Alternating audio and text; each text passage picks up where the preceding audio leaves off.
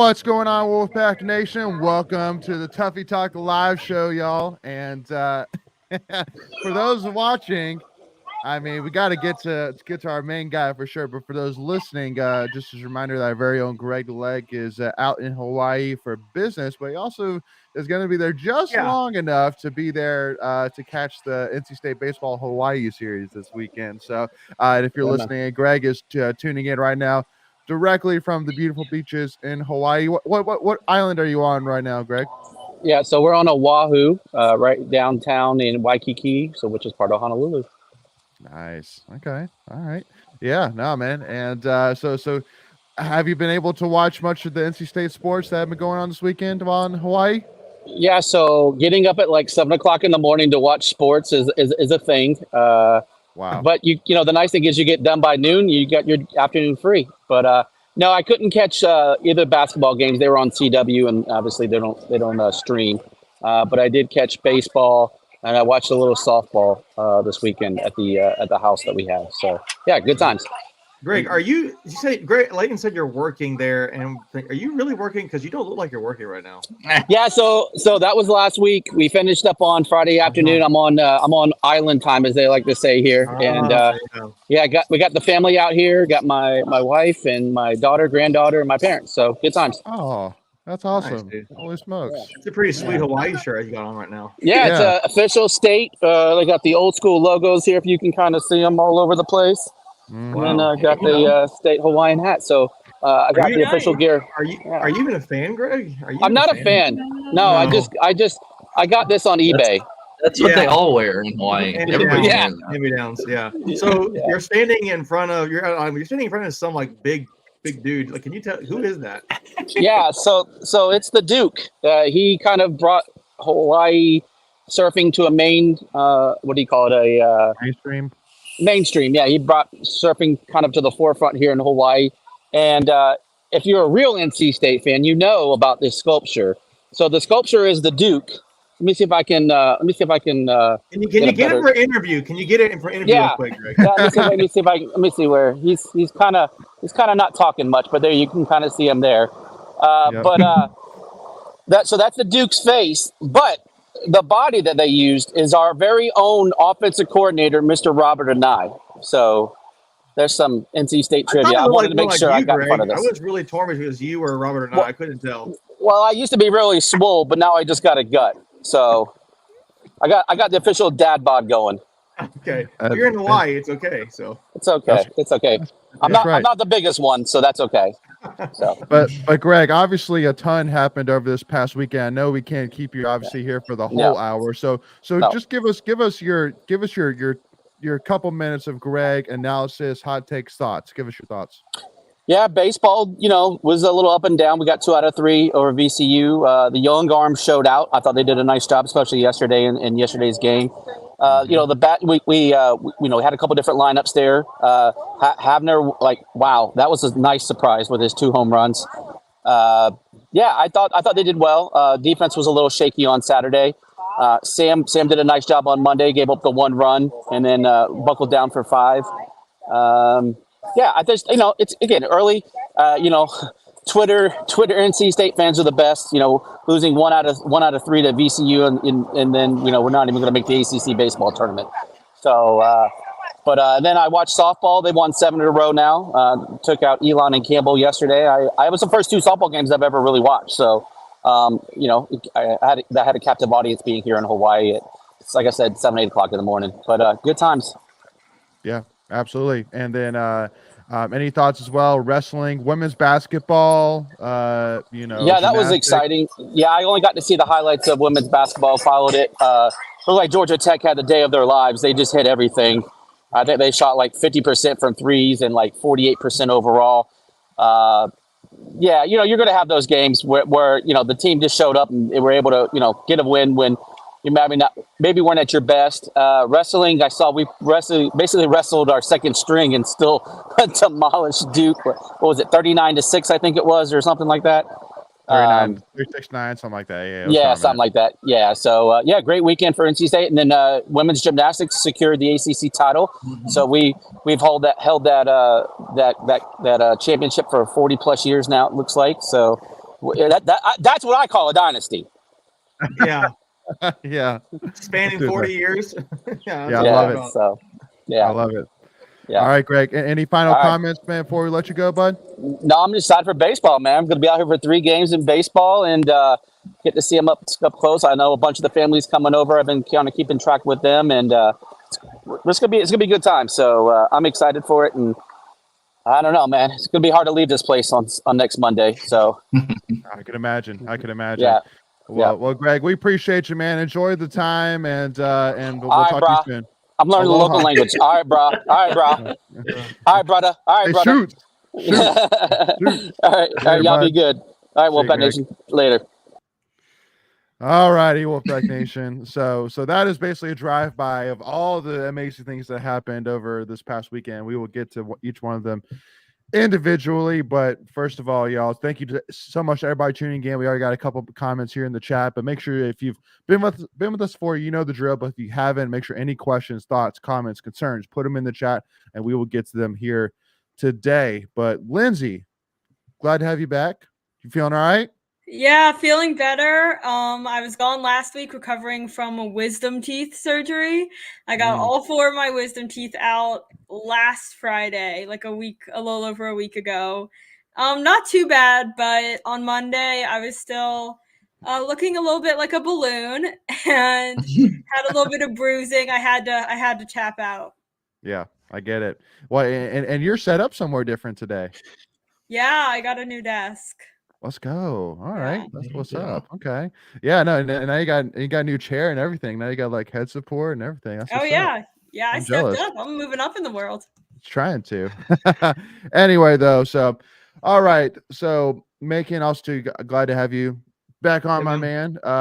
So with that being said, I think do we talk the big gun first? I want to kind of talk some men's basketball here. Again, I mean, I think that's a huge win for this past weekend. As literally a season was on the line. And NC State men's basketball was able to pull out the 78-77 win at Clemson to finally get our first quad 1 win of the season. So Macon, I don't know if you happened to listen at all to our conversation we had with Scott Wood, but one of the things that we had talked about was about we don't have that finisher guy, that guy that can make plays to win games. After one game, has DJ Horn become that guy, or is it just one game? Man, you guys are desperate. If one game's all it takes to have a finisher, but he is. I mean, we are. We only got 6 games left in the season. Yeah. We need. What happened to DJ Burns and Notre Dame? What happened to that game? So 2 months. Yeah, a month and a half ago. So long ago, right? So, but no, I don't know, man. I think DJ Horn's your best offensive weapon besides DJ Burns. Obviously, he's averaging like 20-something points a game. Or they put that graphic up. I think one of my favorite personal shots is the floater. So when I saw he won it on a floater, I was like, oh, that's so sweet. But it makes you think of TJ Warren, honestly, when I see that floater. But man, it was, I don't know, it went in, so it was a great looking play. I thought it was nice they had him coming around the perimeter to do that, and he had to he was going to come on over this dominant hand to make that floater shot. I thought it was a fine play they ran, which I'm saying a play they ran. I don't know, man. I just thought there's still some ugliness in that game too, right? But they found a way to come back and win it, and so I just want to be able to enjoy the win. And I know there's a lot of mixed emotions State fans have right now, but it is a good win. I saw it's the first win we've had at Clemson since 2015. And I think back, it wasn't the same season, but I can think back to when Scott Wood hit the buzzer beater 3 in the corner about 12 years ago back there. 2013. Yeah. I can still think of that shot. So, it's not been easy for us to win Clemson. So a good win. And I was looking at Bar Torvik. It's a website that does some stuff. They have State ranked 76th in the country, which is not great, but they're going to have to win some more games to be in the discussion for the NCAA tournament, which to me they're on the outside, and I hate that. But good win, and much needed. Yeah. And Michael, I want to kind of ask you, kind of build off it. One of the things that honestly stood out to me was the bench really, or like the rotation really shortened for this game. And you only had 8 guys that touched the court at any one time. And Breon Pass only was on the court for 2 minutes. So really it was just a rotation of 7 guys for the entire game, which is just kind of crazy to think about. Again, how 2 or 3 months ago we were switching out like 12 different guys. And really you had 7 guys that are really involved in the game. And so, I mean, is that the ticket going forward? Are these your 7 guys? I mean, I think it's always going to be about matchups and who you can play and who the other team is putting out there. But yeah, I mean, it worked. The second half, Keats put Jaden Taylor on the ball more. So to get Horn off the ball and run sets for Horn. And that really opened him up because Horn had, I think, 11 in the first half and then like didn't score the first 10 minutes of the second half. And Keats made that switch, but brought Taylor in and ran him at point, and that opened up DJ Horn for 14, 15 second half points in the last 10 minutes. Mm-hmm. So, I mean, that was a really good move and pretty much won the game there because, coming out of halftime, I think Clemson went on like a 20-2 run or something. It was crazy. It looks like that was going to get away. But, it was a good adjustment. I don't know if that was the plan going in, but either way, it worked out well. And I will say, I called it at the end of our live stream with Scott Wood. You said any final words? I said, I think we'll beat Clemson. I don't know how, but I think we do it. So that's true. Yeah, nope. You definitely kept that receipt, and rightfully so, Michael, no doubt. But Lindsay, to finally get you in as well, looking at this game. I mean, first of all, first thing that really stands out was, I mean, the fact that we were down, a couple possessions, late in the game, and so, I'm definitely very impressed. Like, just in terms of not like necessarily that it changes my thoughts on the team significantly, but it was just good to see that. Okay, like we were. Our backs were against the wall. Our season was on the line. It wasn't looking good late, and we found a way to come back and get the win. So, I mean, especially looking at now the rest of the season. Now you're coming at home, playing Syracuse tomorrow night, and then you play Boston College this weekend. You play at Florida State next week, and then you have the gauntlet of UNC, Duke, and Pitt to finish off the season. I mean, can this be a start of that run that we need in order to make the tournament? I'm with Macon. I think we're still on the outside, but this was definitely a make or break kind of game. Had we not pulled out that win, I think we were definitely out of tournament contention. Yeah. So it was refreshing to, like you said, see State come from behind, because we've talked before about how State isn't always a second half team. They were up at halftime, but got behind a few possessions, wasn't looking good.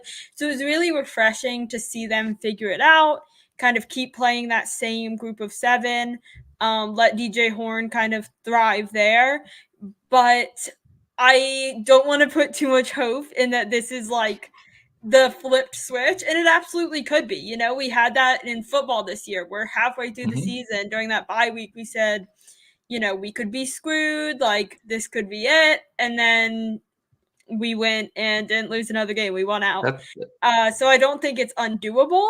I think, like Michael was saying, I think it's a situation by situation thing. You don't always play just the same 7, 8 guys. It depends who your opponent is. I think you definitely got to pick up the win at home. And then those last 3, I think you need to win at least 2 of those and win everything else. I think you can lose to Duke or UNC, probably not both. Yeah, need one. But I don't think it's definitely over for NC State. And I think it was really refreshing, again, to see the team kind of rally together and find a way to win when they were behind against Clemson. And I think we're going to kind of have to hone in on that mentality and figure out how to do that against different opponents to have a chance at the tournament. But yeah, I'm happy with what I saw and excited to see if we can continue to pull out those wins. I mean, right now our net ranking sitting at 75. I'm actually surprised it didn't Mhm. move up much more, but right now Clemson is put at number 27, Well, and we it were doesn't help you that Virginia and Wake Forest too have Wake Forest more has slipped over the last couple of games too. Yeah. Go ahead, Michael. we were 83 before the Clemson game, so 8 spots. I mean, for one game, that's a pretty good jump. So That's true. It's a good thought. and Yeah. Well, for some reason here it says previous was 76, but I that's because it updates daily. So yesterday That's true. I guess we moved up one more since yesterday. But yeah, there we go. Before Clemson we were 83. But yeah, that makes sense. Yeah. But I mean, now it's interesting that Syracuse, you're playing them at home. It's gonna be looked at as a quad 3 opportunity, even though, again, just to remind everybody, we lost them by 12, 77-65 at Syracuse.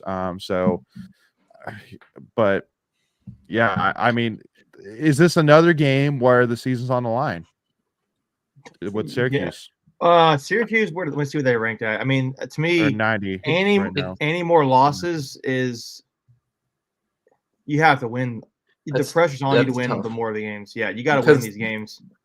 The positive thing about our resume is we have no bad losses. So this would be a Q3 loss, and that would kind of take away that one good mark we have. Right. Yeah. Quad 3 and 4 we're 12-0. Quad 3 and 4 we're 12-0. Go ahead, Lindsay. I think if you're gonna lose one more or two more, it has to be that UNC and or Duke game. Ideally, you'd win at least one of those. But I think this, again, like Michael said, we don't have bad losses. I think this is a must win, especially because you're at home. Yeah. No, you definitely got to show the committee that if they put you in the tournament, that it's going to be you're not just a clear day, one and out, Right. So, I mean, definitely beating UNC, and or Duke. Like, even though Pitt's technically right now a quad 1 opportunity, I still don't think that the committee is going to look at a win at Clemson and a win at Pittsburgh and say, okay, I feel good enough to put you in the tournament as a large bid. Yeah, that's fair. Yeah. I think there's a possibility if you play good close games against Carolina and Duke and lose both, but win out otherwise, that you could possibly get in. But ideally, I think we need to win out with possibly losing Duke or UNC, but probably not both. Yeah. At that point, you're pretty much just you're looking like last 4 in versus 4 out, comparing resumes there. I think if you, like you said, if you get a UNC or Duke win plus and no bad losses, that should push you back up above that last 4 in versus 4 out range. But yeah. But I mean, so kind of looking at this Clemson game specifically, a couple things stand out to me. First of all, I loved the energy. I loved, especially at the end, when they won, like seeing Casey Morsell go and pick up, Kevin Keith was awesome. So seeing that makes me excited to think again. I mean, like that this run could 100% happen, because I think from a scheduling perspective, it works out with the fact that you have 3. Not gauntlet matches, and then you finish off with 3 gauntlet matches where it's like, okay, let's try and gain some steam here. Okay, so let's go and get a revenge game here against Syracuse. Let's go take care of business against a hungry Boston College team, and let's go on the road, to a tough, environment in Tallahassee, take care of Florida State, and then, all right, it's UNC time. Let's go. So I think schedule-wise, it's nice, but so that was good to see. But also, I mean, shooting-wise, we shot, 45% from 3, 9 for 20, which, hey, we'll take that. 49% from the field, 27-55. But then the one downside is free throw-wise, we were 15 for 22, which is 68.2%. So definitely not quite where we want it to be. But again, overall, shooting-wise, very good night, which we need that. We need that. Yeah. Gotta make Morsell struggled at the free throw line, which, he's, I think, our second best behind O'Connell at 83% on the season, but he went 4 of 8. Yep. So and once again too, he only shot 1 3-pointer, which I think is interesting, and he missed that one. So I like Megan. I mean, do you think that maybe in his head he's saying, you know what, I just don't have it this year? Maybe. No, I mean, he's a shooter. He's not going to do that. But I agree. He needs to. He's just. Yeah. I don't know. He just has. I don't know what it is. He just needs to be able to focus when he gets those moments and kind of take a deep breath and make those kind of shots. But it's really all it comes down to. It's just discipline to me. It's just interesting how Horn shot he shot 11 3-pointers. Casey shot 1. So that's the only reason why I say I agree with you. Shoot or shoot. But I mean, it could be that they realized that. I don't think Casey realized it's not his year. I think it's more like he knows that DJ Horn's playing really well, and he needs to get more shots. And that's really, I think, what it all comes down to. Yeah, I agree. Yep, great thought there. But yeah, and I mean, looking at it otherwise, rebounds wise, it was about even 31 to 33. Fouls wise, there wasn't really any issues. Turnovers, we only had 7 turnovers, which is great to Clemson's 11. So again, you saw some good things here. And I mean, and also let's talk real quick. Jack Clark played 33 minutes and had 8 points, 7 rebounds, and no assists. It was interesting to see him starting against us. It was very interesting for sure. Little bit of a. Well, did you notice that when the last play, so DJ Horn went to go, he scored, and they came back down. He didn't have the ball, but he had a chance to put it back in for the win. And it didn't happen. Oh, Jack Clark did. Jack Clark did. He had a chance to put back. So did PJ Hall, but yeah. That would be. That'd be a gut punch. That would have been a gut punch for sure. That would have been rough. Yeah. I don't know if you noticed or not, but that was the thing I saw. That I was like, oh man. So. That's interesting. And I also saw that Ben Middlebrooks has been on the winning side of that. The Clemson NC State matchup, and Jack Clark has always been on the losing side. That's a sad but funny point, Michael. Yeah. So, but I mean, also, let's talk a little bit of DJ Burns, because I know that's been a big question for people. Like, what's going on with DJ? Why has he been struggling? And I mean, in the Clemson game, he shot 6 for 9, 14 points, 2 for 2 from free throws. 3 rebounds, but he had 5. He fouled out with 5 fouls. But 25 minutes, which I think is one of his highest usages that he's had in a while. He hasn't played 25 minutes in a long time, I feel like. Yeah, so, I don't know. I mean, I can go check that myself. I can go look at that. Yeah. I mean, it was one of his best games in a while. I mean, 6 for 9, you'll take that all day, and for sure. He fouled out, but he doesn't get a fair whistle. He played 29 minutes. Played 29 minutes against Wake, 21 against Pitt, 20 against Georgia Tech, 13 against Miami. But it looked like he's not played anything super different, but I don't know. Yeah, beginning of the season, he played a lot more for sure. So yeah. But anyway, so again, just kind of wrapping up with men's basketball is that, definitely great to get that win. Got to continue business tomorrow night against Syracuse at 8 p.m. in PNC Arena. So make sure Wolfpack Nation to go and support this team and hopefully, get them to get this win, which is definitely a must win for sure. Got to keep this streak going. Got to keep this momentum going and build off of it. But again, like what we saw against Clemson, let's keep it going. Real quick, I want to jump on over to women's basketball. I kind of want to leave this kind of an open book, whoever wants to jump in. But yesterday when I put out a tweet about, like what a great weekend they had, I listed, obviously gymnastics, we'll talk about softball, baseball, even getting 1,000 wins, men's basketball, you name it. Like obviously left women's basketball for mainly because just obviously only have a limited number of characters we can use per tweet, but also too because okay, we got the win, thank goodness. It wasn't like wow, we beat Georgia Tech. It's like, thank God we beat Georgia Tech, so I don't know, like even for me, even if I had the characters, I would probably add it in there, but I wouldn't be like thrilled about adding it in there.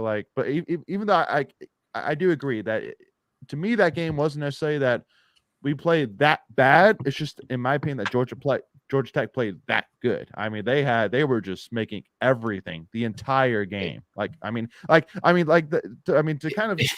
kind of solidify that point, Michael, before you come in, like that 3-pointer that they made towards the end of overtime, where it was really just a heave over their left shoulder from almost a half court and it went in. I'm like, I mean, that right there, that's all you need right there. Just show that clip. It was just Georgia Tech today. Yeah. No, I mean, I was able to watch the whole game, and yeah, they were on fire from the beginning, and somehow they shot over 60%, made 7 threes in the first half to our 2, and somehow we were up 1 at halftime. And then yeah, that second half it was crazy. They just made there was the one you're talking about. There was one at the end of the shot clock where the ball got away and she just heaved that one up, banked it in. The one at the end of regulation, that's one where you probably should have fouled there. I don't know. A lot of people that's a very divisive issue whether you foul up 3 with that little time left. But I don't. In a game like that where Georgia Tech's just hitting everything, I probably would have fouled. But anyways, they pulled it out. I mean, that's all that matters. Right. Yeah. Yeah, I don't think you're really dissing women's basketball by listing, all the accolades of the weekend and not hyping it up. And I think that should be almost a compliment to them that we expect you to win. We expect you to get these ACC wins, and we shouldn't be like, "Woo, you beat Georgia Tech." And I don't think the women played bad. They're still number 6 this week as of today. So they stay number 6 in the rankings. It really was just Georgia Tech's day, and seeing that 3-pointer right at the buzzer to tie things up, send it to overtime. Yeah, that just solidifies that this really just wasn't NC State's game, and it happens to the top teams. You play a lot of games in basketball. As we get to this February kind of time frame, you see people lose games they're supposed to win. This could have easily been a loss for NC State. Georgia Tech was on their game. We could have taken this as a loss and said, you know what, it happened. But we were able to go out in overtime and get the win. And I think that's admirable. But I think, not mentioning woo, we beat Georgia Tech is showing that we expect our team to go out there and win, and we're glad they did. But we're not so blown away, so grateful. They should have lost, but still congrats to them. Georgia Tech was really, really playing well. And State could have kind of seen that 3-pointer that led it to overtime and said, you know what, not our game, but they were able to pull out that win. And I think that was really exciting to see. Great stuff. Megan, go ahead. To me, when I was just looking at the stats, I didn't get to watch the game, but I did watch little clips of it. And to me, so I was looking back, the rebounding, particularly the offensive rebounding, and our ability to basically create some turnovers for State, where it was to me the difference. We had second chance points, and we had 15 second chance points. So therefore, we had a lot of fast breaks. We really pushed the ball better than they did. We had 23 fast break points. They're 8. But rebounds on offense was 13 offensive rebounds to their 4, and our 38 total rebounds to their 24. So when you go look at I was looking back at it. I think our size and our rebounding is what kept us in that game, because we shot terribly. We were from 3, we were 15%, and it was 3 for 20. The field goal percentage was good, so it tells me we were scoring a lot. Probably in the paint, I'm going to guess. So if you guys, do we score a lot in the paint? Okay, there you go. So, I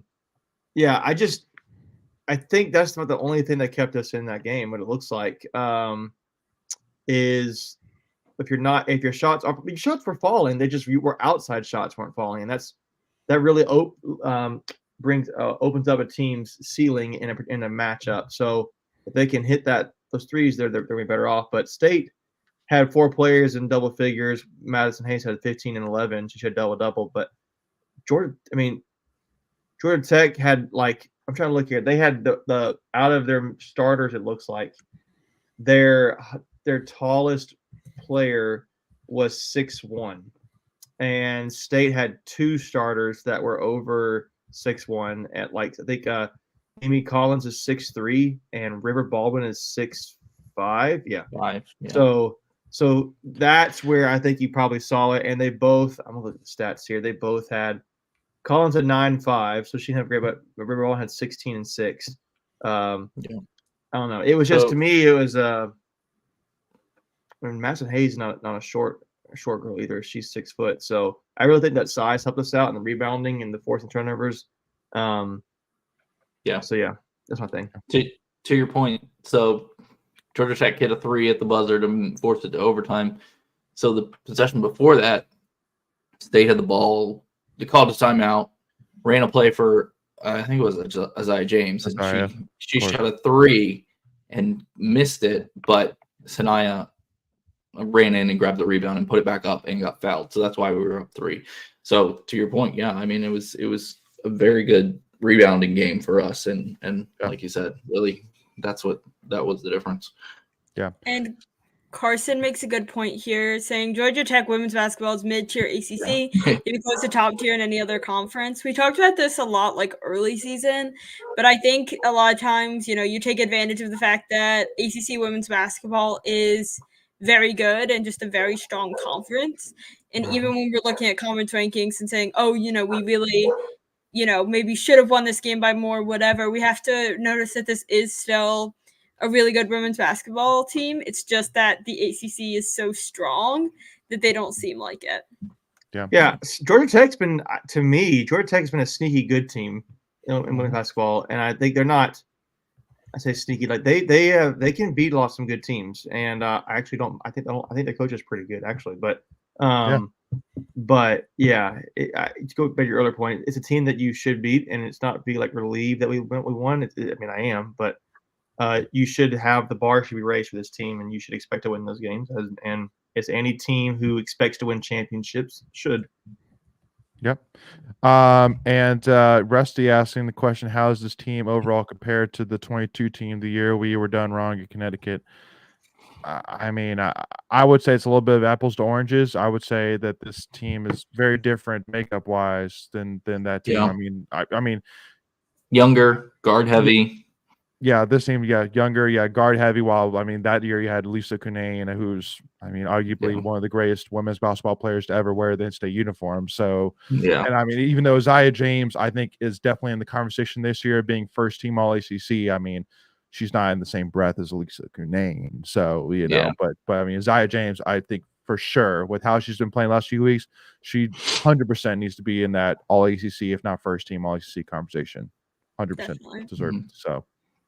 I mean, and I mean, even she didn't even play necessarily her best game. I mean, and I'm saying that she shot 11 and was 6 for 6 from the free throws. But I mean, 2 for 8 from 3, which I mean, she's a 40% better than that, 3-point shooter. So, but 7 rebounds, 2 assists, 30 points. I mean, great game. So that's why I'm saying that. I mean, this is one of those games that, I mean, if Georgia Tech would have pulled it out, I wouldn't have put any stock into that loss whatsoever. But all right, it is what it is. I mean, just like Mika was saying, I mean, we had less turnovers, we had more rebounds. I mean, we shot the free throws. We shot 17 for 21 from free throws. So I mean, we were set up to win that game, but just if we had lost that game, it was just because Georgia Tech had a little bit more magic pixie dust than we did. That would have been the reason why they won that game. Simple as that. So, but anyway, and then also too, it was great to see Mimi Collins back 100%, especially with all the worries of potentially her being, a season-ending injury. Potentially, it was great to see her only out one game and be back. So it was great to see that there too. But anyway, so since we have so much to get to here, I want to give a shout out just for first and foremost to our guy, Elliot Avent, the GOAT. I mean, the legend. Whatever name you want to put to him, man, just cannot say enough about that guy. And I mean, first of all, I mean, it really did. I mean, honestly, got me choked up, like seeing him talk about how he was immediate. It's not me, it's the players. It's not me that got 1,000 wins. It's the players got 1,000 wins. I love that response, and I think that just explains Coach Avent to a T. That I mean, he's not a spotlight guy. He's not a me, myself guy. He is a team. Guy, and so excited to see him get to that extent. Honestly, I'm, I was kind of a little bit upset that he, ran to the bullpen, ran to the dugout, since he was so overcome with emotion, which I get, but I mean, he deserves every bit of praise, 100%. So can't say enough about him. Yeah, Yeah. he did great. 1,000 wins, and it's I think he as humble as he is about it. The consistency is because of him, right? He's been the Amen. same. He's been the common denominator, right? So Amen. that he is he's a legend for NC State athletics in his own right, even though he hasn't won a championship. And it just tells you how good he's been. Even when he hasn't won a championship, you would probably call him a legend for NC State athletics. So, I think if he does get a championship, then it's just going to be.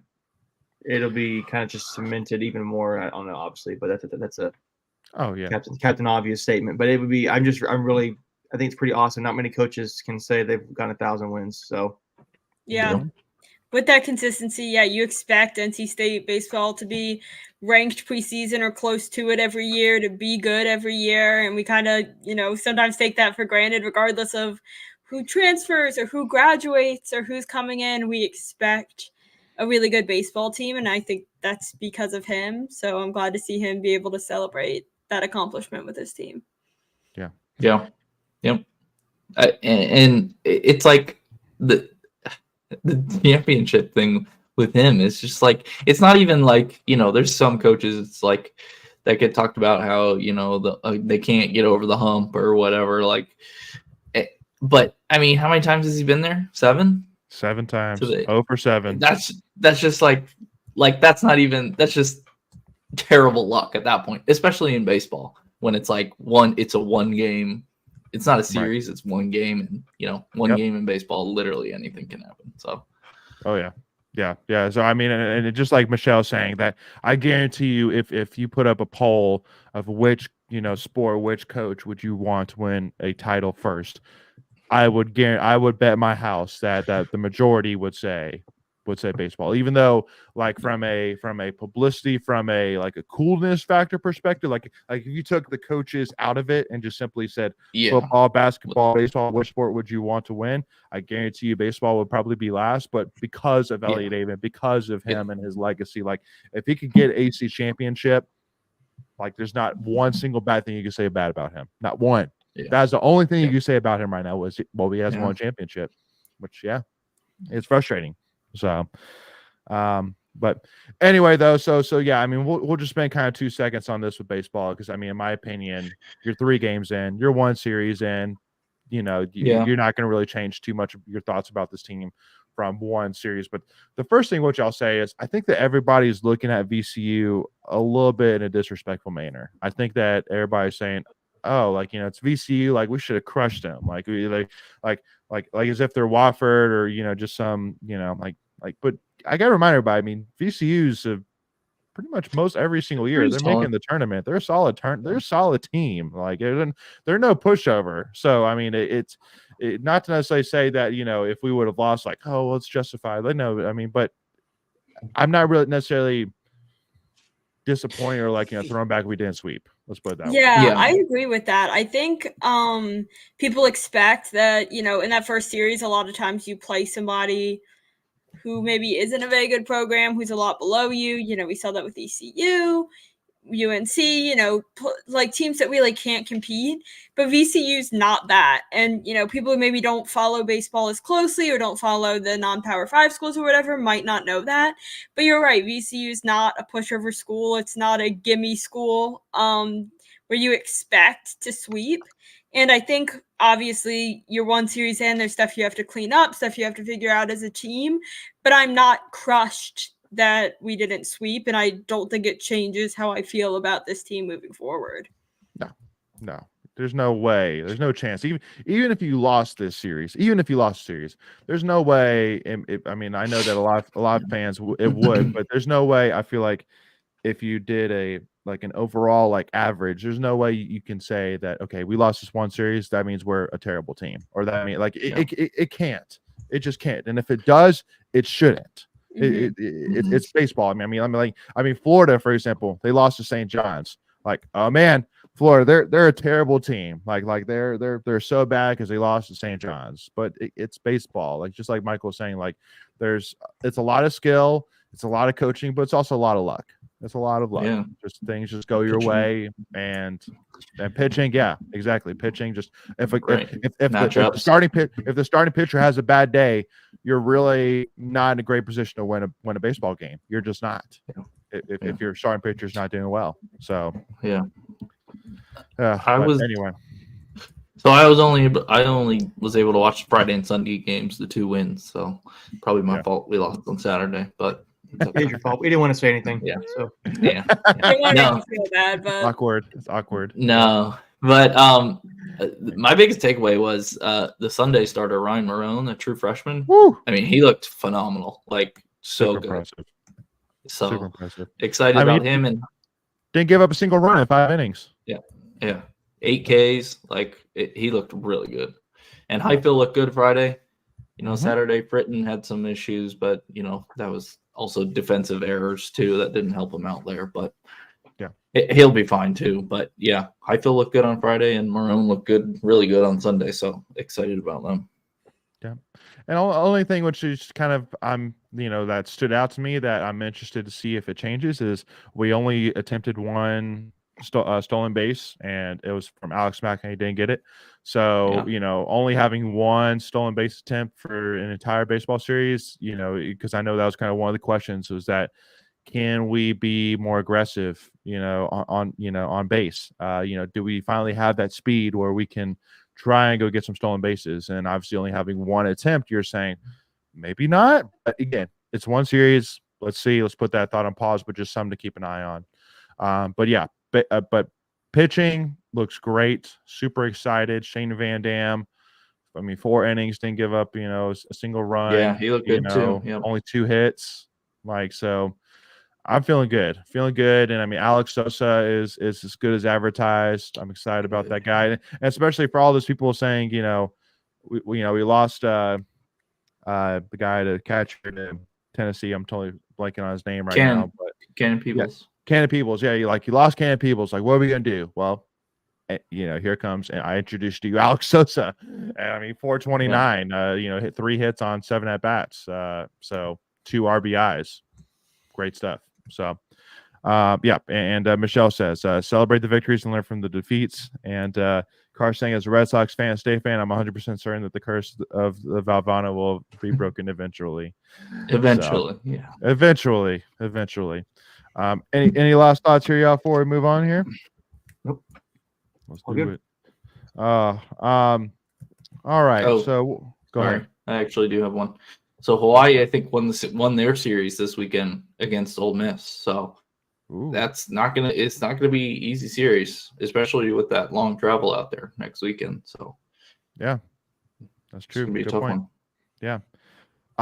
So real quick too, want to give a shout out to, won't spend necessarily too much time here, as again we're still only 2 weekends into the season, but State softball getting now its 7th win in a row, winning all 5 over the weekend, which is awesome, over UConn, twice over Elon, twice over Campbell.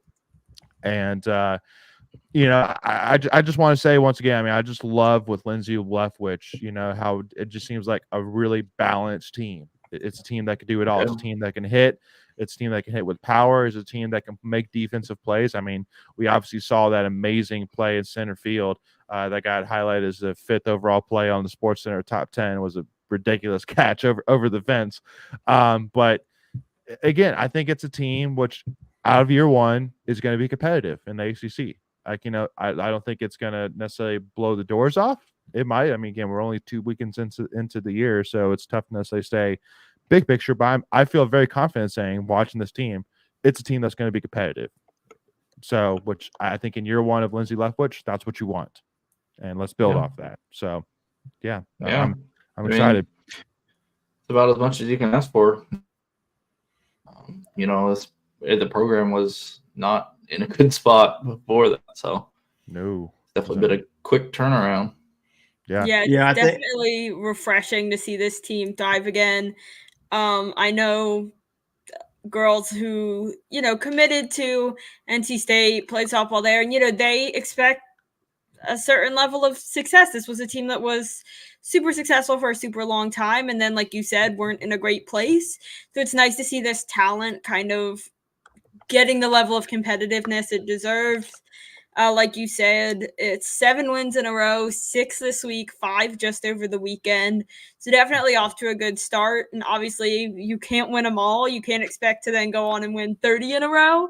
But it's definitely a good start and shows that there's a team that can compete and is ready for kind of a new era of softball for NC State. So I'm really excited to see how they do as they kind of transition into conference play. Go ahead, Macon. Yeah, I'm just trying to see where they fall. I mean, like, there's a bunch of really good ACC teams right now. Florida State, Duke, Virginia Tech.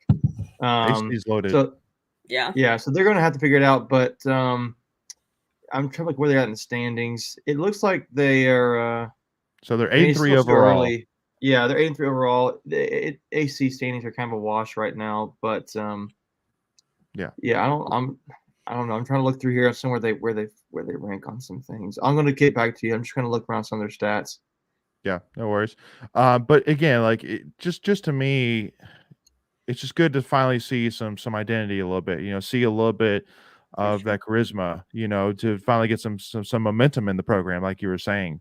So and especially again, starting off when we start off, the year 1-3 with losses to Missouri, Iowa, and Western Kentucky, you're saying, okay, what's going on? But then again, to rub, flick the dust off the shoulders and come back and win 7 in a row. I mean, again, it's I think it says a lot. And then this coming weekend you have the Wolfpack Classic where they're going to play Iona twice, Albany twice, and then Cleveland State and App State.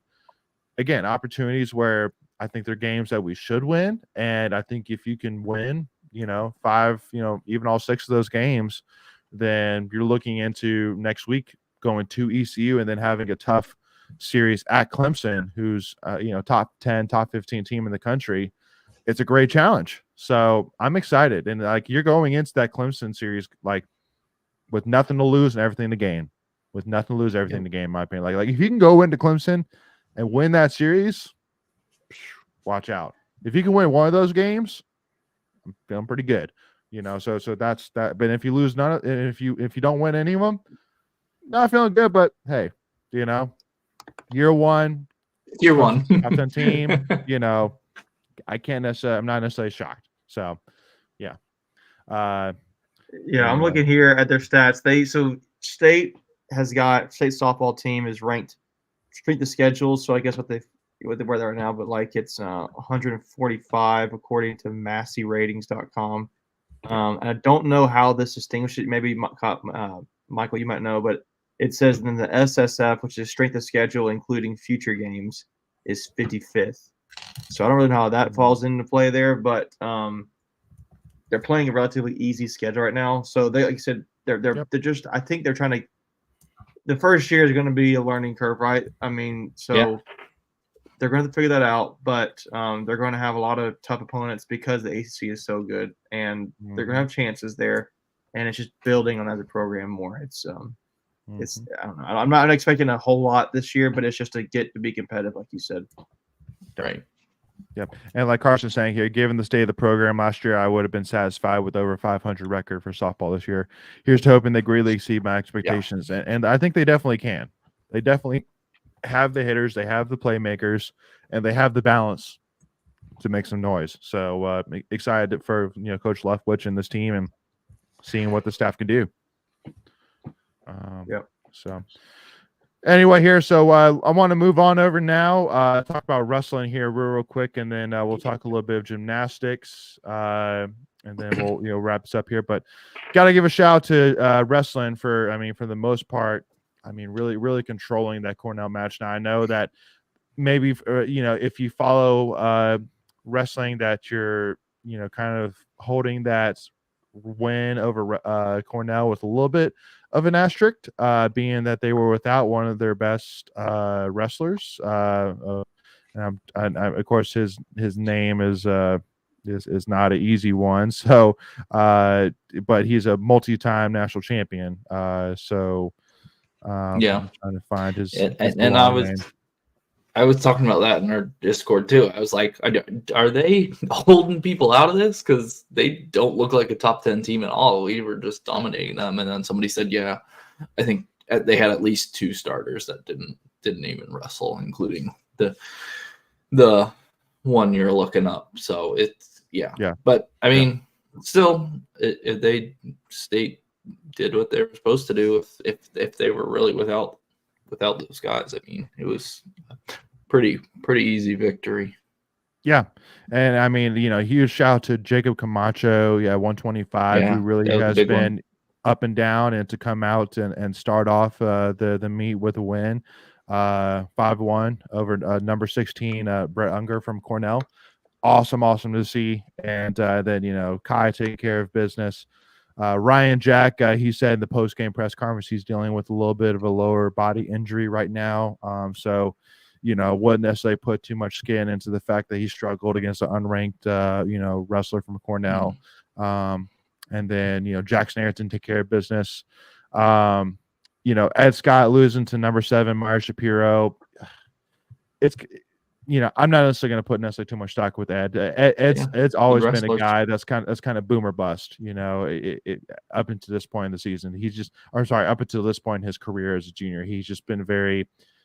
He'll pull out. He can beat anybody, but he can also lose to a lot of people too. That's just been his calling card. Unfortunately, it's not where we want it to be, but it is what it is. But the two things which I want to talk about real quick. One was kind of a question, is that at 165, instead of starting Derek Fields, who's I think number 16 in the country, we started AJ Kovacs against number 4 Julian Ramirez. And first of all, I got to give a shout out to AJ. I mean, he actually gave him a pretty great match. I mean, it was close there in the third period, and Ramirez was able to get the final takedown to ice it towards the end. But I mean, this isn't a diss necessarily to AJ, but why didn't we start the guy that's been our starter this season, the guy that's number 16 in the country, but instead of starting AJ Kovacs? That's the question that I'm curious of. After the duel, we weren't able to interview Coach Pop, so I couldn't ask him that question. But that's kind of the one question I had leaving that duel, is why didn't we start Derek Fields? But yeah, I don't know if it's injury. I don't know if it's rest. Could have been an injury. Yeah, injury, illness. It would be interesting to know. But yeah. What weight was that at? 165. Okay, so it's kind of still in the middle of the match. Yep, that middle of the match. But then the real thing, which is really kind of the standout for me, is at 174 with Alex Faison, who just to remind everybody is a guy that's a graduate student. He actually was, after last year, actually going to leave and go start his enlistment in the Army. But after talking with coaches, he decided to come back for his last year of eligibility. And he has really struggled over the last couple of duels, losing last week to Virginia, an unranked wrestler, and then losing this week to another unranked wrestler, and Benny Baker from Cornell, 8-4. And again, I love Alex for sure. I mean, I obviously appreciate, his sacrifice, again, going, being a part of the ROTC, and, going to, fight for our country, once this time is done here at NC State. But I do got to raise the question of, and again, I'm saying this too with the fact that I know that he tech followed a guy last night at Duke, and it was obvious to me. And for those who didn't see it, we're actually going to post the YouTube short from his match on our YouTube channel here tonight. But towards the end, if you were there, you saw, I mean, like literally when he won, like he was ready basically to walk away, and the referee like had to almost lunge out to grab his wrist, to raise his wrist, to raise his arm to call him the victor. But he was not happy at all. I've never seen him that down, especially after the 20-5 tech fall. Was a huge question, which I mean, I'm assuming in my head is that he's understanding right now. He's off, man. He's not where we need. He's not where we need him to be. He's not. And because honestly, I'm sitting here with the question of going, is it time to look to the future? Faison, he's a solid wrestler, but we're trying to win a team national championship, and so we need guys that can go get us team points. And I'm just not feeling so far like you're seeing the guy that took, Mekhi Lewis from Virginia Tech to overtime last year. I don't think you're seeing that guy that can be a guy to go win a match or two in the NCAA tournament, or a guy that could compete for an ACC championship. I just don't think you're seeing that guy. So, do you maybe say, okay, well, maybe I need to go towards, freshman or sophomore, a guy that maybe has generally the same floor and ceiling as Alex, but is younger, that, you say, hey, let's go see what we got. And so that's just kind of my thing is I'm just wondering by this point, have you seen enough to say, I just don't know. I just don't know if you're going to consistently, because again, Faison can beat anybody, but also too, wrestling is about consistency. We need you to be that good consistently.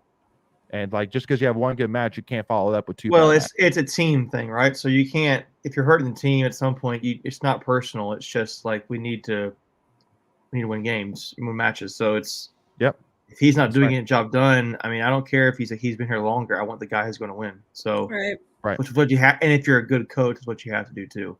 Or the guy that at least is going to give you, like if he's going to be as good as Faison, you'd rather have the guy that's as good, but go ahead and give him experience for right. If you have even level of experience, I mean, a coach could go a different way. A coach could, and if you're thinking about long term, then you go with the younger guy. But if you're thinking about experience, like there's some guys who they're similar talents, but there's experience there, and you're in maybe a win now mode. I would maybe go to the older guy because he knows he's been in more matches and he kind of has the experience to go in that route. I don't know. See when he was looking at it, but But I mean, again, Michelle says it'll be interesting to see who wrestles in that Wake Class versus VT on Friday. I mean, we haven't seen anything to suggest that they're going to move away from Faison. This is just me as a fan just asking that question, but I know that they obviously really believe in Faison. Otherwise, they wouldn't have asked him to come back in the first place after last season.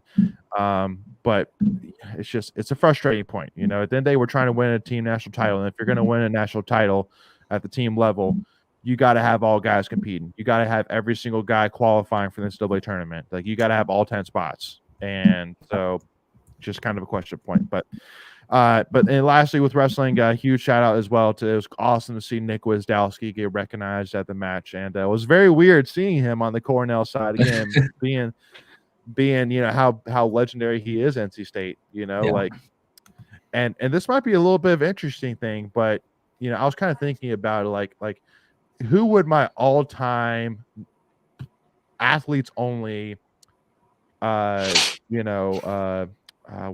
the Washington monument with the 4 presidents? Mount Rushmore. Mount Rushmore. What would my NC State player Mount Rushmore be? And like, I honestly thought about it, and I want to kind of get your just good, bad, but we won't spend necessarily too much time on this. But my 4 is Phillip Rivers, David Thompson, Kalen Toohey, and Nick Wisdowski. Oh man, that's such a loaded question. I know. Well, that's what I'm saying. I see that's not a wrong. David and Caitlin are like your. David and Caitlin have to be 2.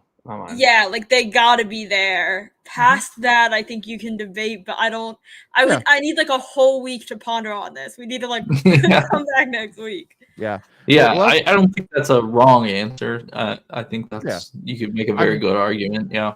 Yeah.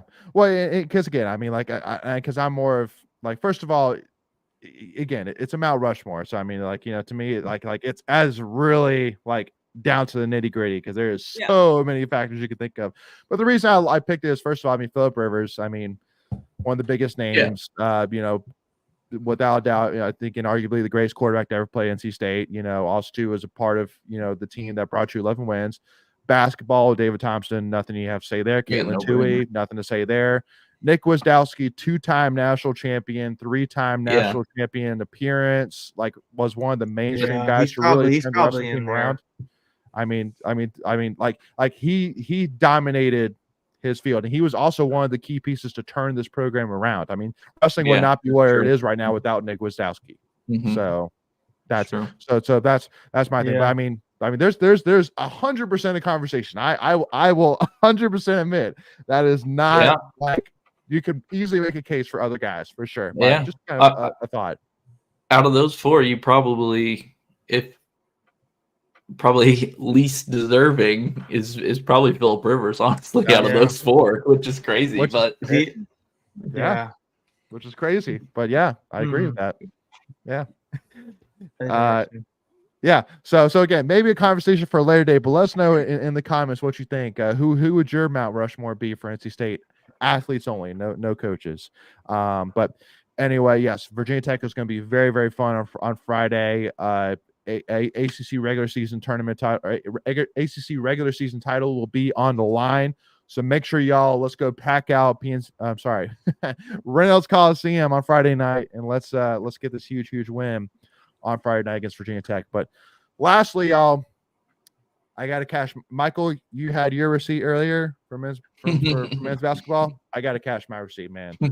I said before the season, I've been saying for a long time that this gymnastics team was going to be special, and holy crap, they're special. And Carson just brought Torrey Holt, another great thought too. Anyway, but gymnastics, y'all, like, I gotta say, like, just kind of get a little bit of backstory. So, my wife and I, we got asked by the gymnastics parents to come and just like they go to lunch before every duel or meet, whatever it is, at Sammy's. And so went to Sammy's and was just like talking with them, and I had no clue that this was coming. Like, to have the second highest team score in program history, to break the highest individual score in ACC history, not program history, ACC history, by 2/10 of a point. Which, keep in mind, a perfect score is 40 points. So 0.2 points is a lot. That's a lot. And the fact that every single gymnast was at least great. Was at least great. I mean, like, there was 9.8s and 9.9s all over the place on Saturday, and we dominated Clemson team that, was just steamrolling. Like, I mean, they sold out Little John's Coliseum with 8,000 people, this season. They were, ranked top 25 in the country, and so it was, man, Clemson is red hot right now, and we crushed them by over 1.5 points. We crushed them, and so I said this team is special. Now they're 5-0 in the ACC, staring daggers. It's at a perfect ACC regular season record. Now with the ACC regular season title, now with multiple records to their name, and now getting into the top 25 of nationally. Now that they finally have gotten rid of that Georgia score, like, this team is special, y'all. This team, in my opinion, is going to be one of the greatest in-state gymnastics teams to ever come to NC State, which everything you're seeing sees that. But also, too, we got to give Emily Shepard all the props in the world. Like we're talking about Nick Wisdowski, we're talking about Caitlin Toohey, we're talking about Torrey Holt. Emily Shepard's right up there in terms of the greatest athletes to ever come to NC State. I mean, with the fact that she has the most 9.9 scores in the history of the program. She has the most 39 individual scores, which, I mean, basically, if you combine the scores from her 4 events, that's her individual score. So she has the most 39 scores, which, keep in mind, 40 is perfect in the program history. She also now is the only AC athlete ever to get a 9.9 in all 4 events or higher in all 4 events, which has never been done in the ACC. And again, like, if we're talking about people who've changed the program, if we're talking about people who've made impact far beyond, just what she is accomplishing herself, Emily Shepard deserves all that props and then some. Yeah, there's a team that doesn't really have a weak spot. I swear, every meet you see them bring out someone who debuts on a new event, and they always thrive. But Emily is something special. Even before ACC, I think she was a 2-time Eagle Gymnast of the Year, maybe 3 times, 2 2-time. Okay. 2-time Eagle. But she's staring daggers. ACC Gymnast of the Year in the eye. Her and Chloe both coming back, coming back to this team and getting to really thrive in the first year of ACC gymnastics is so fun to watch. And like you said, there's only one ACC meet for NC State left. It's at Pitt this weekend. State beat Pitt at home by 2.4 points, which, again, Gymnastics, everything's There's out a of lot. 40, and the total points is 200, so that's a lot. Yeah. So going undefeated in ACC is definitely doable, and seeing this team just absolutely, crush these other teams is so satisfying, and also break into the top 25. Gymnastics or women's gymnastics at least, is a sport where you see the same teams kind of be in those top spots every year. You have Oklahoma, LSU, Florida, UCLA. The same schools are kind of gymnastics schools every year. So to see State really break into that top 25 and get recognized for how much they are thriving is really cool. So it'll be nice to see them, knock on wood, hopefully finish out the ACC undefeated, face off against some other opponents. They play, I don't know if we say play, they match up against Florida next month, and Florida is 5. So that should be exciting, a good challenge for them. But I've been really happy with how the season's going, and I swear every meet it seems to just get better, and we see different gymnasts thrive in different areas. So it's really been a cool team effort, but particular shout out to Emily, who is staring down ACC Gymnast of the Year for sure.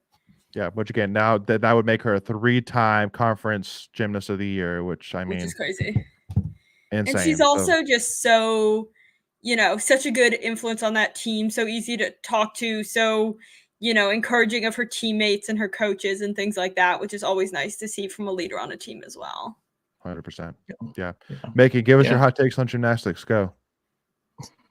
I think the bandages are really good. I thought I was going to share the note about Emily Shepard being the only player to get, that grading on all 4 events. So she's awesome. I mean, she's really awesome. I didn't know the background of Clemson, but to win an AC championship is, at least regular season, any way you want to celebrate is great. I also noted, I thought it was kind of cool on social media seeing all of the other NC State teams celebrate with him. Yeah, that was cool. I like seeing that. So, yeah, that's all I really got there. I'll take that. Then Emily Shepard is really great. Yes. Yeah. I think it's just a cool fun fact that NC State is the only school ever to win an ACC championship in gymnastics. Well, Are they going to do like a postseason like ACC tournament? Yeah, there'll be an ACC tournament, and it's basically just a quad meet because there's 4 teams, so they'll all meet up on one day. Yeah, and they'll all go against each other at the same time, and it's going to be in Greensboro on March 23rd, Saturday at 7 p.m. So definitely make sure y'all. And we still got a couple more home meets left. So after going to Pitt, we have a quad meet versus Iowa State, Northern Illinois, and Temple. And then we go to Philly for another quad meet, and then we come back again to face Penn, Texas Women's University, and Penn State, which is that's an interesting foursome right there. Penn State, Texas Women's University. So we face some random schools moving forward. We face like Long Island University at one point. Yep. But a quad meet is always a lot of fun to watch because every event is going on at the same time by one team. So if anyone gets a chance to go to Reynolds and see one of those, that's my favorite way to watch gymnastics is when it's a quad meet. 100%. So we still have 2 more quad meets left. So again, Wolfpack Nation, go please, and go and support gymnastics, and let's pack out Reynolds Coliseum, y'all. And again, I guarantee you it's going to be worth every penny to watch one of the all-time great in-state athletes to ever come to NC State, in Emily Shepard. And then again, got to give a huge shout as well to my girl Chloe Negretti, who's been phenomenal this year, and Krista. Again, so many gymnasts actually did really well, but just unfortunately were really kind of pushed to the side because of how amazing Emily Shepard was. Like if you look at each of those gymnasts by themselves, you're saying, man, what an awesome day. I mean, Ashley Knight, for example. Freshman getting a 9.875 on vault and a 9.9 on floor, like that's phenomenal. Oh yeah, it's awesome. And but again, unfortunately, with Emily Shepard and Chloe Negretti being phenomenal, you don't really talk about it. But it's a great time. And so I think the last thing, which kind of moving on. Any other sports we need to touch on real quick? I know we're kind of in no time, but anything else? Last thing I would say, they didn't compete this week, but women's tennis is number 4 this week. So just shout out to them. And that's all I had to say. Just And rematch against Michigan coming up here this week at some point. So that'll be awesome. But yeah, so I think we'll just kind of wrap it up being just remind everybody once again, there's never been a better time to be as a State fan than right now. Like in terms of everything going on between, softball really, starting to, look competitive, baseball being a top 15 team in the country, football looking really, really exciting, women's basketball, tennis, gymnastics, wrestling, you name it. We have so many sports, y'all. So just to remind everybody once again that to please go support all these teams. Let's get excited. Let's get behind these teams. And again, just enjoy it. Just take it in. It's a great time. Like, no negativity. Let's get excited and let's enjoy every single thing that we have right now. I will add another thing too. I know they haven't. I don't think they've played yet, but just as a, they have. What? Oh, maybe I'm wrong. This has the swimming diving team. Have they done anything? What? ACC tournament? Yeah, ACC championships or tournament starts. It's the tomorrow. 20th. Yeah. Tomorrow. So I'm sure we'll sure discuss how that that went next week. Ooh. Yeah, best of luck to them there, but that starts tomorrow. Yeah. Gotta pay that electric bill, Michael. I know. Yeah. So huge shout out to swimming and diving as well to hopefully get 2 ACC championships there with that and get Braden Holloway jumping into the pool twice. I always like that. That's honestly one of my favorite traditions every single year is Braden Holloway jumping into the pool if we win ACC title. That's so cool. I love it. So hopefully we can see it twice this year. Twice, yeah. So yeah, for men's and women's. But all right, Wolfpack Nation, thank you all so much again for tuning in. We really do appreciate it and all the amazing support. We got some exciting episodes coming up here this week that we won't preview here on the live stream. But again, to make sure you do not miss out on them, make sure again if you haven't already, hit that subscribe button, hit that notification bell so you don't miss out on our episodes or any of our new in-state content. And if you enjoyed this conversation, please do us a big favor and hit that like button and make sure to give us a follow. Tuffy Talk Now on Twitter, Instagram, and TikTok, y'all. But with that being said, thank you all so much for tuning in. We'll see y'all soon, and go Pack, y'all.